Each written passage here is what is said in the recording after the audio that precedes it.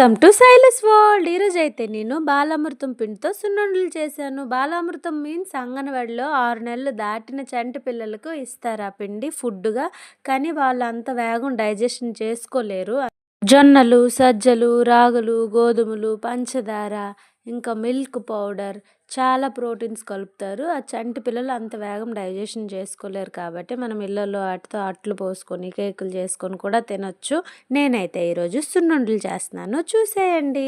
ముందుగా ఆ పిండిని అయితే బాగా నేతిలో రోస్ట్ చేయాలన్నమాట. చాలా నెయ్యి పడుతుంది దానికి. నేను ఎక్స్ట్రా బెనిఫిట్స్ కోసం పల్లీలు కూడా వేశాను, బెల్లం వేశాను. బెల్లం కరిగించి లేత తీగపాకం వచ్చాక ఈ పిండిలో వేసేయవచ్చు. నెక్స్ట్ వీటిని ఉండలు చుట్టేయడమే. ఉండలు చుట్టేటప్పుడు మనకి ఉండలు సరిగా రానప్పుడు కాస్త కాచిన పాలు వేస్తూ ఉండలు చుట్టుకుంటే భలే ఉంటుంది. సేమ్ సున్నుండలాగా ఉంటుంది. బెనిఫిట్స్ మాత్రం మనకి ఎక్కువగా ఉంటుంది. ఇంతకీ నేను ఈ సున్నుండలు ఎందుకు చేస్తున్నానంటే నా చెల్లి కోసం. She is pregnant, that's why దాన్ని చూడటానికి వెళ్తున్నాం పళ్ళు కాయలు పట్టుకొని. అలా ఇది నా చేతితో చేసి తనకి ఇద్దామని ఈ లడ్డూలు కూడా చేశానన్నమాట. మా చెల్లికి చూసేసాను, ఇచ్చేసాను. చాలా హ్యాపీగా ఉంది. చిన్నప్పుడు పక్కపక్కన ఉన్నప్పుడు ఎప్పుడు తన్నుకుంటూ ఉంటాము.